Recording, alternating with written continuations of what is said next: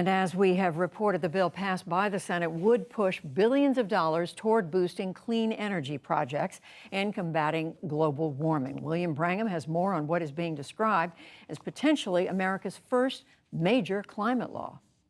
That's right, Judy. If this passes the House and the president signs it into law, it will be by far the biggest investment the federal government has ever made to tackle climate change. According to several estimates, this initiative could produce a 40% reduction in America's carbon emissions by 2030. That's compared to 2005 levels. So for some context, I'm joined by Paul Bledsoe. He's a strategic advisor at the Progressive Policy Institute and president of Bledsoe and Associates. It's a policy firm that specializes in climate change. He's also worked on several international climate change treaties. Paul Bledsoe, great to have you on the program. We just heard Brian Deese, the president's economic advisor, say that this bill, if it becomes law, puts America on a path to meet its climate commitments. Is that true? Is this that substantial? It comes very close. It will reduce U.S. CO2 emissions by about 40% this decade by 2030, which is a huge amount of progress, and the administration deserves real credit for it. But it is important to note that the U.S. is only 15% of total global emissions.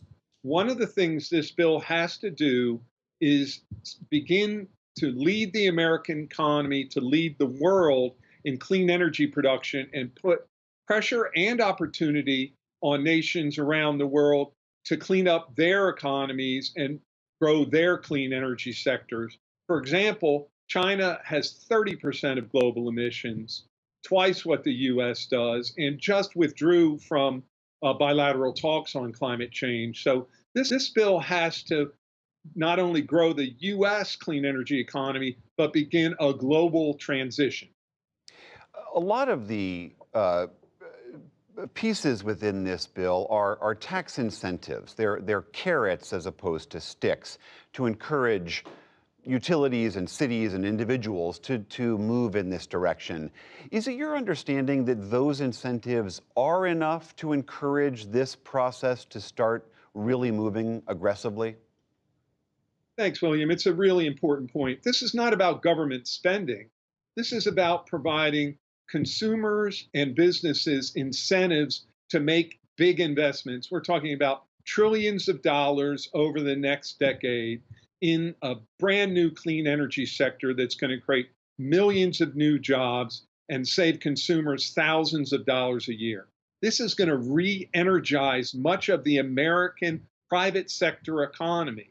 So this is very much a market approach to getting the private sector making these large investments that will make the United States much stronger in terms of our energy security, our overall economy, and reduction in greenhouse gas emissions.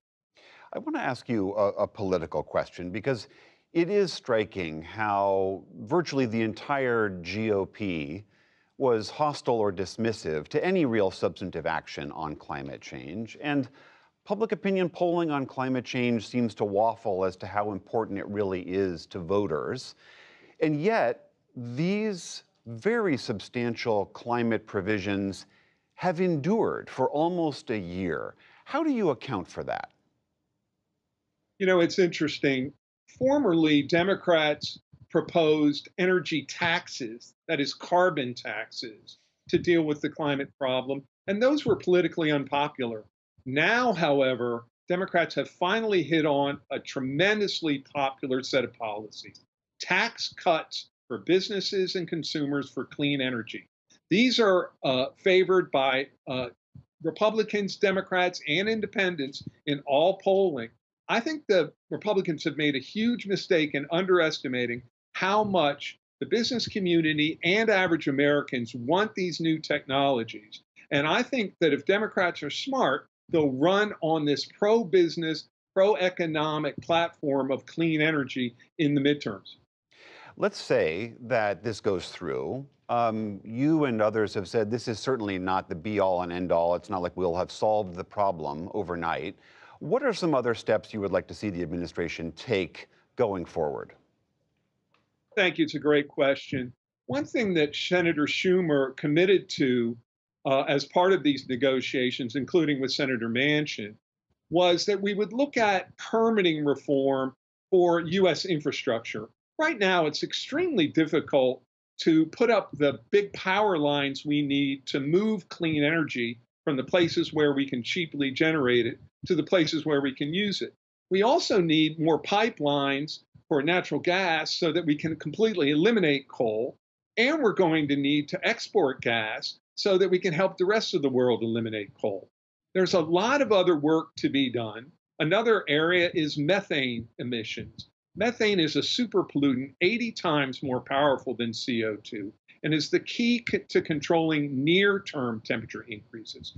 This bill creates about a $1.5 billion fund to mitigate methane from the oil and gas sector, which is important, but much more needs to be done on these non-CO2 pollutants, which are key to limiting near-term temperatures and preventing runaway warming in natural systems. All right, Paul Bledsoe of the Progressive Policy Institute, thanks so much for being here. Thanks so much.